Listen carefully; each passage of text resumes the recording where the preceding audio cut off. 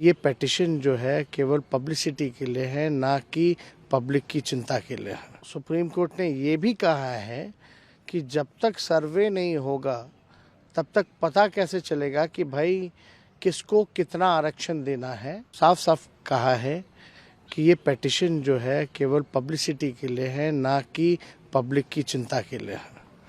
और supreme court ने ये भी कहा है कि जब तक सर्वे नहीं होगा तब तक पता कैसे चलेगा कि भाई किसको कितना आरक्षण देना है और कौन गरीब है। और ये तो हम लोगों की जीत है, ये बिहार सरकार की जीत है। और हम यही कहना चाहते हैं कि इस ऑर्डर का हम लोग वेलकम करते हैं। और साथ ही साथ जो हम लोगों की लड़ाई रही है, हम लोगों ने पहले भी, हम लोग जिस विचारधारा के साथ आगे बढ़े हैं, लगातार मांग करते रहे हैं कि कास्ट को लेकर के जो सेंसस जो होना है या सर्वे राज्य सरकार ने कराया है, शुरू से ही राष्ट्रीय अध्यक्ष जी की मांग रही है। और ये भी लोगों ने कई बार कहा है हम लोगों ने कि भाई जिसकी जितनी संख्या होगी उसी हिसाब से आरक्षण जो है वो देने में सहूलियत होगी।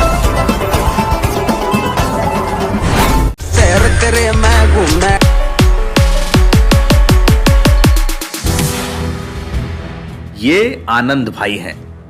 अरे मुन्ना भाई एमबीबीएस वाले आनंद भाई नहीं, आनंद भाई दिल्ली मेरठ एक्सप्रेसवे वाले। आनंद भाई दिल्ली मेरठ एक्सप्रेसवे पर बियर पीते हुए अपनी बुलेट पर वीडियो बना रहे थे ताकि अनजान लोगों के लाइक और कमेंट मिल पाए। लेकिन इंस्टाग्राम की रील बनाने के चक्कर में आनंद भाई का 31,000 रुपए का चालान कट गया। गाड़ी थाने पहुंच गई और थाने में ऐसी फोटो पुलिस ने खिंचवाकर अपने ट्विटर हैंडल पर अपलोड कर दी। दरअसल दिल्ली मेरठ एक्सप्रेसवे पर दोपहिया वाहनों का चलाना तो बंद है। इसके चक्कर में बीते कुछ दिनों में 3,500 लोगों के 20-20 हजार रुपए के चालान कट चुके हैं। लेकिन आनंद भाई को अपना टशन दिखाना था। आनंद भाई ने अपनी बुलेट निकाली, हाथ में लिया बियर का केन और गाड़ी चल पड़ी दिल्ली मेरठ एक्सप्रेसवे पर। इसका वीडियो बना, इंस्टाग्राम पर पोस्ट हुआ तो लोगों ने गाजियाबाद की पुलिस से पूछा कि क्यों मालिक 3,500 लोगों का चालान कटेगा और साहबजादे गाड़ी पर बैठकर ऐसे वीडियो बनाकर अपलोड करेंगे, कूल डूड लिखवाएंगे, ये लिखवाएंगे कि भाई तेरी ही लाइफ सही है, आखिर इनका चालान क्यों नहीं हो रहा है। गाजियाबाद की मसूरी पुलिस ने इस बात को ईगो पर ले लिया। गाजियाबाद की पुलिस ने आनंद भाई का चालान काटा भी कितना, 31,000 रुपए का चालान।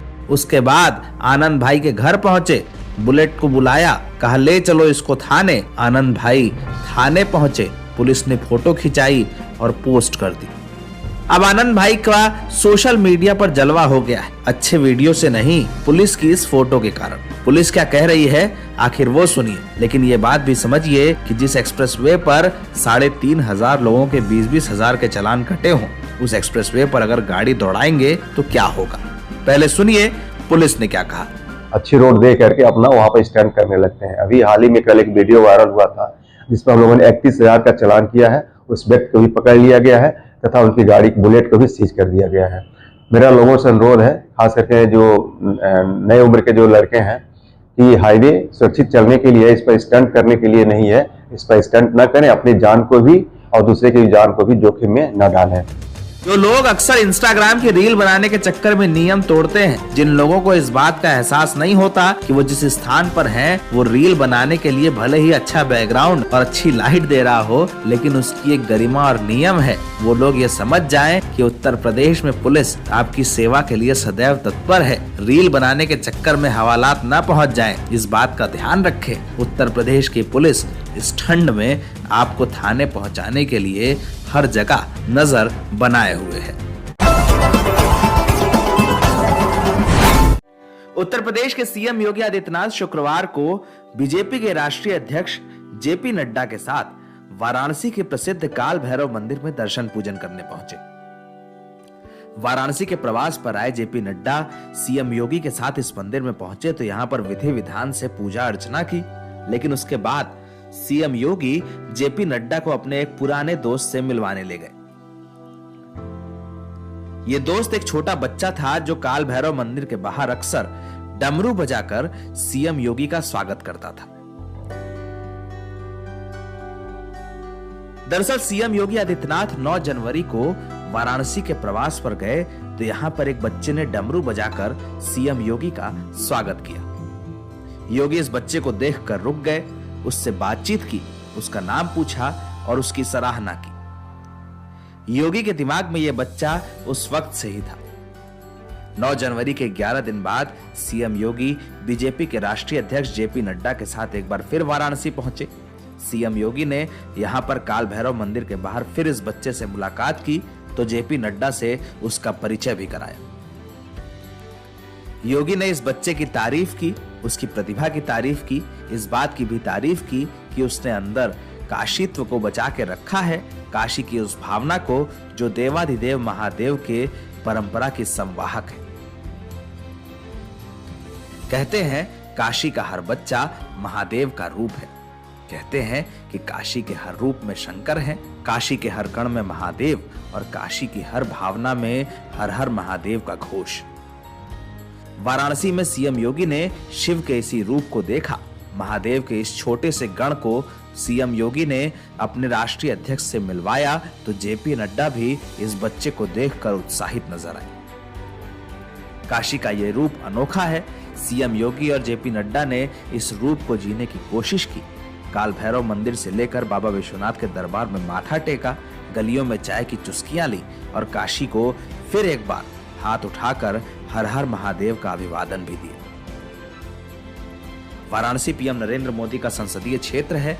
बीजेपी के तमाम नेता अक्सर इसी रूप में नजर आते हैं। कहते हैं वाराणसी अपने यहाँ आने वाले लोगों को अपने रंग में रंग लेती है। बीजेपी पर यह रंग साफ दिखता है। इसी कारण सीएम योगी इस नन्हे से बच्चे को अपने राष्ट्रीय अध्यक्ष से मिलवाने से नहीं रोक पाए। बिहार में अब नौकरी बंटने लगी है। केंद्र सरकार की तरफ से भी आज कैंप लगाए गए, समूचे बिहार में नौकरी बांटी जा रही है रेलवे का।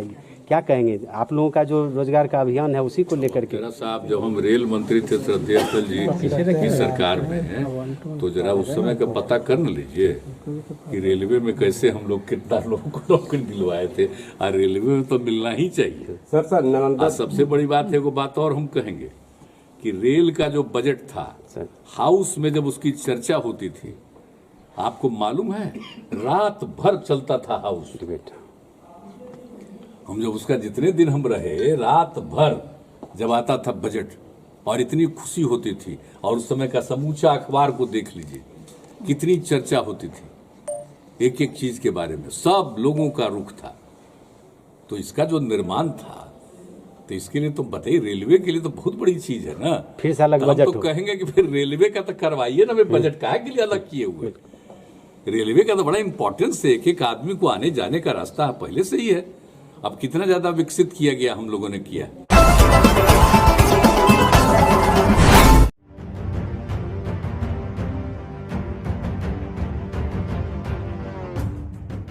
उत्तर प्रदेश स्थित गाजीपुर में शुक्रवार को बीजेपी के राष्ट्रीय अध्यक्ष जेपी नड्डा ने एक जनसभा को संबोधित किया, जिसके बाद राज्य में बीजेपी ने लोकसभा चुनाव की औपचारिक तैयारी शुरू कर दी। इस दौरान सुभाषपा प्रमुख ओम प्रकाश राजभर के बेटे अरविंद राजभर ने एक बड़ा दावा किया है। सुभाषपा नेता ने जेपी नड्डा के संबोधन की एक तस्वीर साझा की। इस दौरान उन्होंने लिखा कि बिना सुभाषपा के किसी की नैया पार नहीं होने वाली। पूर्वांचल में बिना ओम प्रकाश राजभर के कोई भी पार्टी सर्वाधिक सीट जीत ही नहीं सकती। सुभाषपा नेता ने ये दावा ऐसे वक्त में किया है जब ओम प्रकाश राजभर पर बीजेपी के साथ मिले होने का आरोप लग रहा है। दूसरी ओर संभावना जताई जा रही है कि बीजेपी और सुभाषपा का लोकसभा चुनाव में गठबंधन होगा। वहीं गाजीपुर में अपनी जनसभा के दौरान जेपी नड्डा ने कहा कि उत्तर प्रदेश की जनता ने माफिया राज का तिरस्कार करके विकासवाद को आगे बढ़ाया है। पहले उत्तर प्रदेश में गुंडा राज और माफिया राज का आतंक था। अपहरण, गुंडागर्दी, सरकार और गरीबों की जमीन पर अवैध कब्जा आम बात थी। लेकिन डबल इंजन वाली बीजेपी सरकार के आते ही अपराधियों के हौसले पस्त हो गए। योगी सरकार में माफिया राज खत्म हुआ है और कानून का राज स्थापित हुआ है।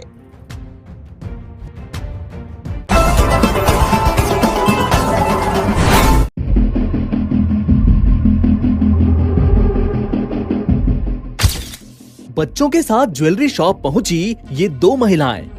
लाखों की ज्वेलरी ऐसे गायब कर दी कि किसी को भनक तक नहीं लगी। सीसीटीवी में काले और पिंक कलर का सूट पहने ये महिलाएं साफ नजर आ रही हैं। चोरी का ये सीसीटीवी वीडियो सोशल मीडिया पर काफी वायरल हो रहा है, जिसमें ये साफ देखा जा सकता है ये महिलाएं ज्वेलरी शॉप पर ज्वेलरी खरीदने के बहाने जाती हैं, लेकिन इनका इरादा तो कुछ और ही है। ये दुकान के कर्मचारियों को ज्वेलरी दिखाने को कहती हैं। ध्यान से देखिए, इस महिला के सामने एक टेबल पर एक के ऊपर एक कई बॉक्स रखे हुए हैं। इन बॉक्स के अंदर ज्वेलरी है। इस पर इस महिला की नजर पड़ती है। जैसे ही कर्मचारी ज्वेलरी लेने जाता है, ये महिला इसमें से एक बॉक्स अपने पास उठाकर रख लेती है और बड़ी चालाकी से इसके ऊपर हाथ रख कर खड़ी रहती है।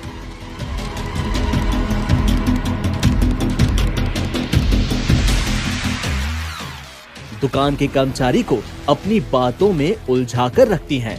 इसके मात्र कुछ सेकंड बाद ही ये इस डिब्बे को नीचे की तरफ हाथ में लटका लेती है। इसके साथ आई पिंक कलर का सूट पहने ये महिला पीछे वाली महिला को प्रोटेक्शन देती है, यानी कि उसे छिपाती है। इसी दौरान बगल से दूसरा कर्मचारी गुजरता है, लेकिन इसकी नजर भी इस चोर महिला की हरकत पर नहीं पड़ती। बस फिर क्या, ये महिला बड़ी आसानी से इस डिब्बे को नीचे छिपाकर अपने पास रख लेती है और छिपाकर वहां से रफू चक्कर हो जाती है।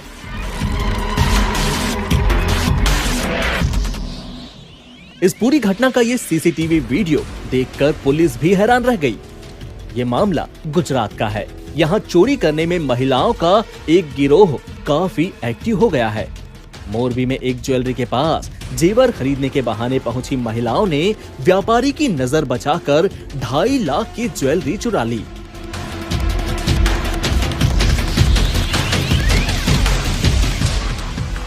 जानकारी के मुताबिक इन दो महिलाओं ने कर्मचारियों का ध्यान खींचा और 2.5 लाख की कीमत के 10 जोड़ी सोने की बालियों का बॉक्स लेकर फरार हो गईं।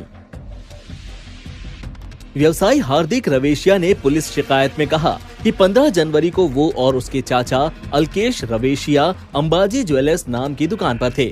फिर दोपहर को 2 औरतें ग्राहक बनकर आईं और बाली खरीदने की बात कही तो हमने महिलाओं को सोने की बालियां दिखाईं। महिलाओं ने खरीदारी तो नहीं की, बालियां देखकर वहां से चलती बनी। महिलाओं के जाने के बाद हार्दिक और उसके अंकल ने देखा कि टेबल के पास रखी सोने की बालियों का बॉक्स गायब है। उस डिब्बे में 2.5 लाख रुपए की 10 जोड़ी बालियां थीं।